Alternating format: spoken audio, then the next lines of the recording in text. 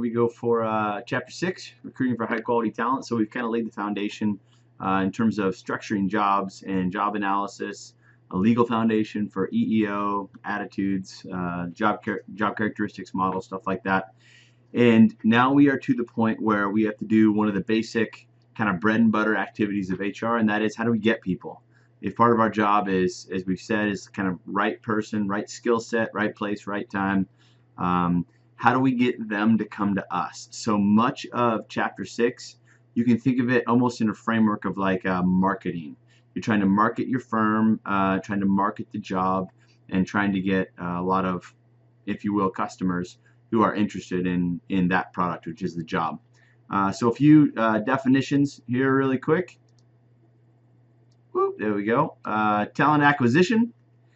That's just getting the right high quality talent the right time that we need. There's nothing complex about it. It's just acquiring talent. Recruiting.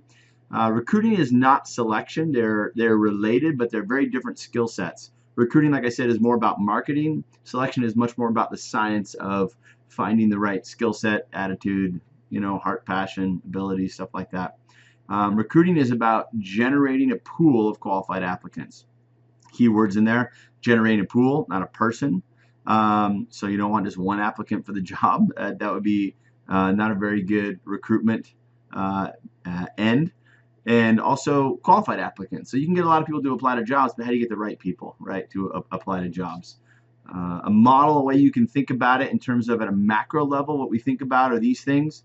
So one of them, we think about financial limits. That is the cost of recruiting itself, or the compensation that we're going to attract people with. There's always limits. You don't want to start out on recruiting until you have an idea what those are. Time limits. When is this needed? If you are in kind of a culture where the habit is, I need someone yesterday, then you're going to have to reframe the culture and get out ahead of it and say we can't always be batting cleanup. We have to know in advance. It's just strategic planning. It's fine. But usually when someone wants to hire somebody, they need them right away. The statement of work is there and they need someone. So this is one area where I tend to bump into managers that are usually pushy. They say, does your HR person do a good job of getting you the right talent? They say, yeah, but it takes forever. It takes like a week and a half. That's not forever. That's blazing fast. So you're managing expectations here. Keep an eye on labor market dynamics. That is, in high unemployment, you're more likely to find people. You have more applicants for your jobs, which means you're going to need a more stringent selection system. In a low unemployment market, much like the one around the beginning of 2020, you will see that you'll have fewer applicants for the job, which means you can't be passive. You can't just throw out a marketing campaign for a job and wait for them to come to you. In many ways, you're going to have to go to them. How the talent fits in with the business strategies, where to get quantity of talent, and of course quality of talent. That's in your things like minimum and preferred, is what we call the minimum requirements for the job and the preferred requirements for the job. So all these things we're kind of thinking about all the time, right? Yeah, you ebb and flow on each of them. If your CEO, CFO says, well, you have limited financial limits, then you need to be realistic with them, with either about time or about the quality of talent you're going to get. If they say, no, you have more broad financial limits, then you need to say, okay, then we can do it faster. You need to not slow down. So each of these kind of affect the other. And there's 3 or 4, I suppose, kind of main areas that constitute employment today. There's always what you call the core workers. Very few situations, everything's going to be temporary. These are the people that almost like create the culture. They onboard, they socialize, everybody's there. This is like the meat and potatoes of your company. The people who clock in and clock out 40+ hours a week, who are there year after year after year. Core workers enjoy things like benefits and other benefits of being a member of the organization. The other 3 little bubbles you can see there, they're not really members of the organization. I mean, they're working there, but in a sense they're trading time for money. So you have a core group of workers, and that's kind of your steady business model. And then when you get a big order, customers go crazy, the economy's doing good, you may bring on temporary workers or anybody else in this category for a while to say, you know what, we're rolling along here at 500 people. Our business, our demand is now saying we should have 600 people. but I'm not confident that's going to sustain. I think it's a blip and it's going to come back down to normal levels. Well, then don't go hire 100 core workers because you're going to have to lay them off eventually. It's more expensive, etc.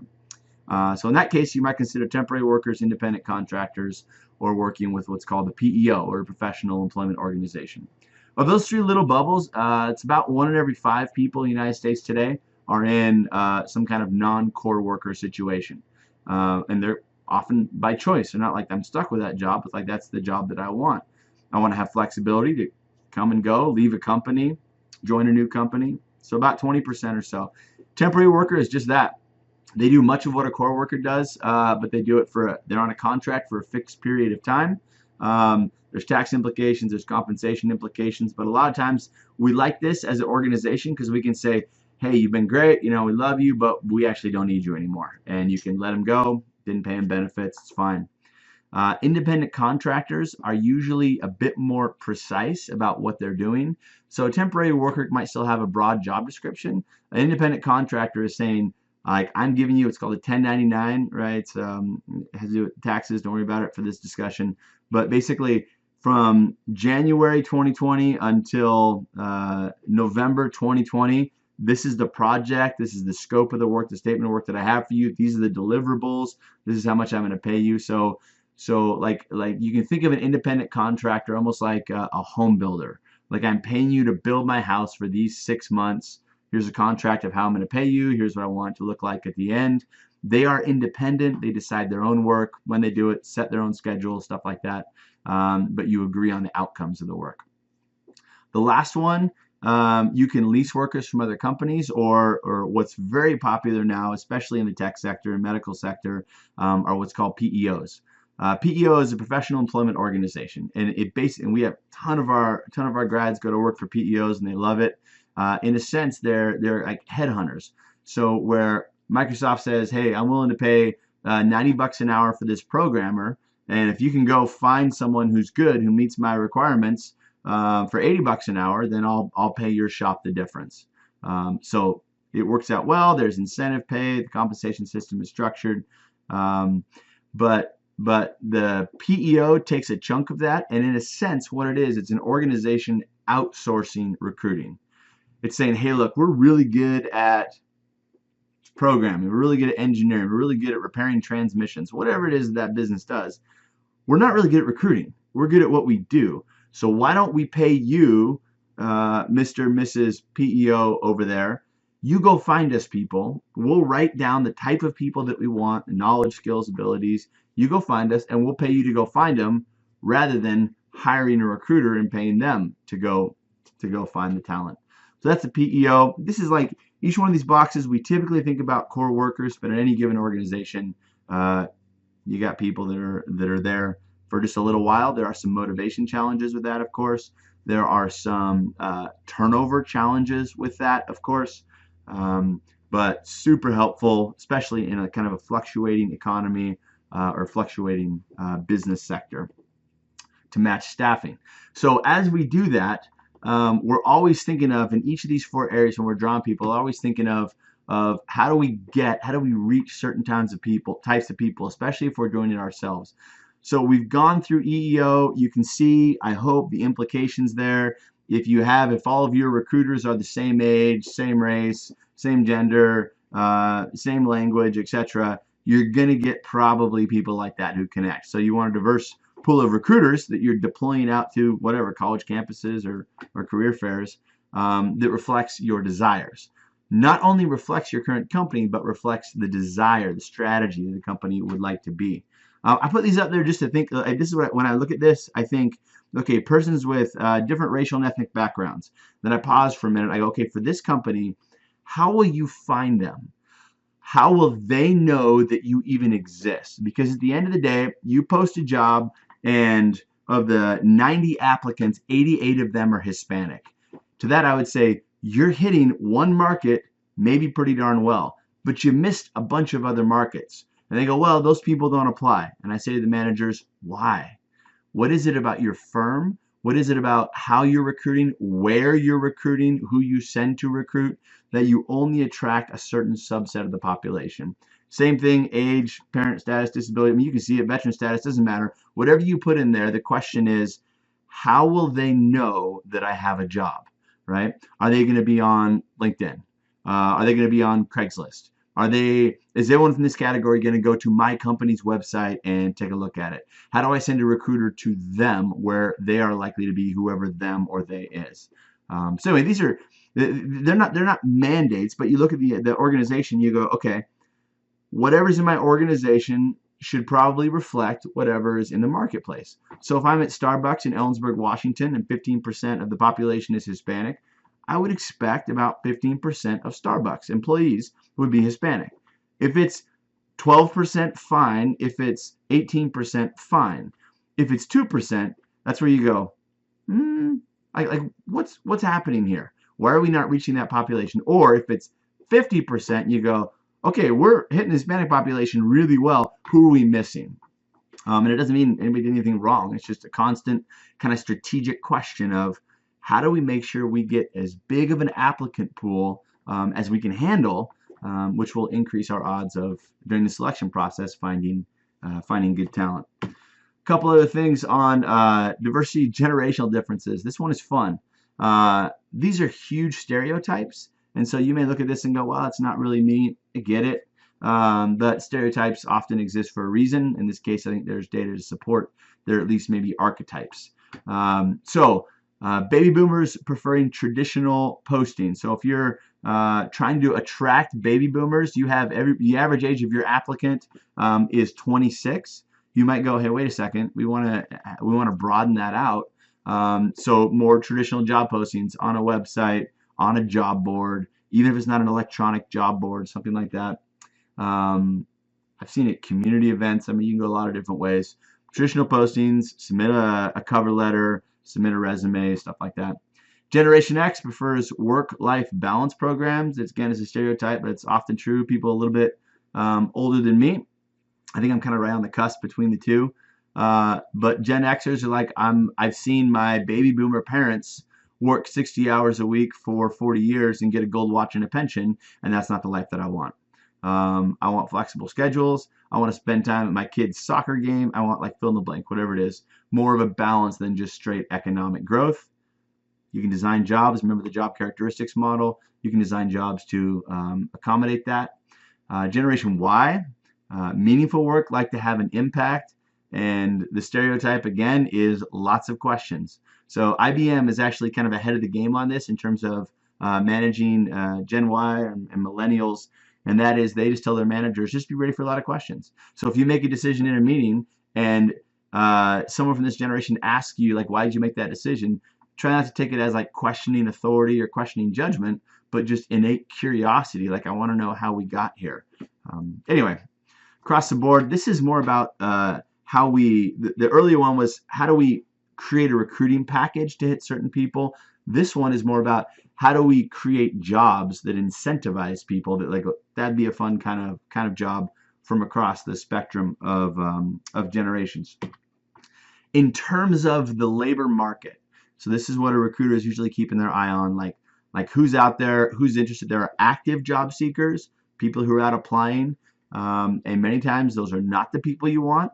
Best predictor of future behavior is past behavior. So if they're out there applying as they're working at their current company, good chance when they get to your company after a little while, they'll be out there applying. So active job seekers are great, but you really love passive job seekers. Someone who's happy in their work, committed, good relationships, etc. And if you can pull them away, especially if you can steal them from your competition, a little cherry picking, that seems to be desired.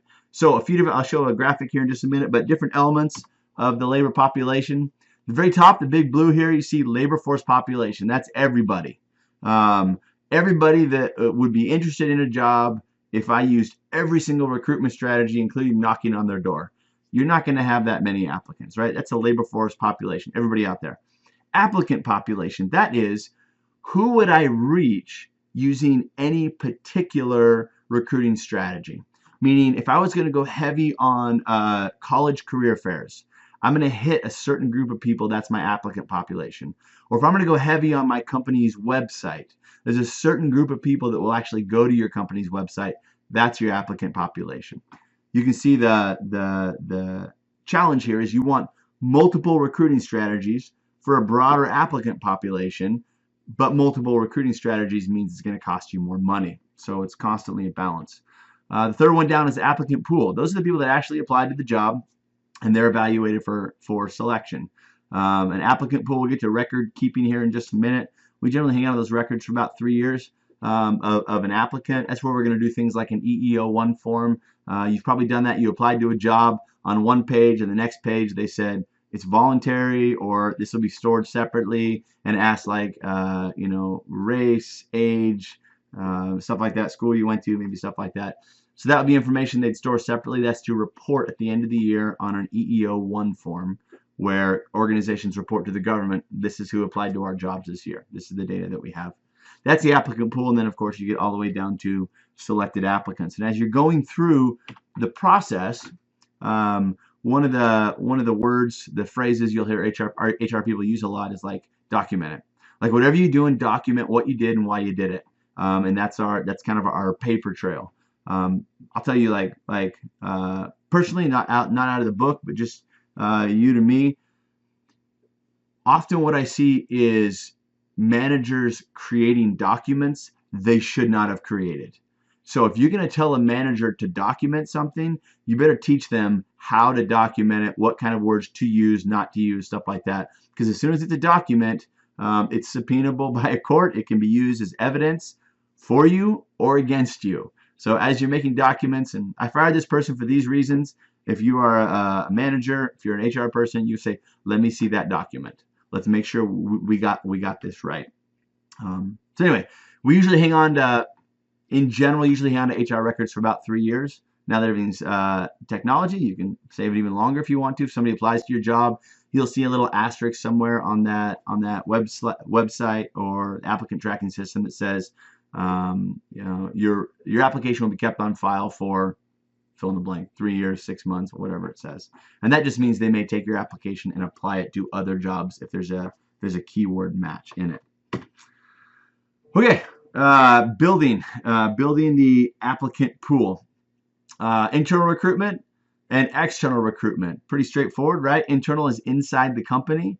So if I have a job opening that's anything other than entry level, there's a guy named Jeff Pfeffer. He's down at Stanford, and he has this like real classic, great article many years ago. It's called The 13 Practices of High Performance Work Organizations. One of them is promotion from within. And he says basically like take care of your home first. Meaning somebody wants a promotion, or there's an opening, whatever, for anything above entry level, like give your own people a chance first to see if they're qualified. And while that makes sense, it shows loyalty, they're going to respond with loyalty, reciprocate. There's also this challenge of, we have an opening, we want some creativity, or we want some new blood. You hear stuff like that. So it's not an easy decision to make. His argument, though, is over the long haul, that's always better to do internal recruitment first, and there's probably a bumping at that point, and then replacement is at entry level. I'd say if you like that strategy, don't only consider that for managers. Even if there's an entry level position that has come open, you have many other entry level employees that maybe they don't like what they're doing. Maybe they're great employees, work hard and they fit well with the culture, but they just don't like their job. So one of the policies I've seen at organizations is you can post a job internally, or you can post a job external. So there was not even an option to post it only externally, allowing kind of everybody to have a chance, and then pass the word, right? So they know the job, they know the job exists.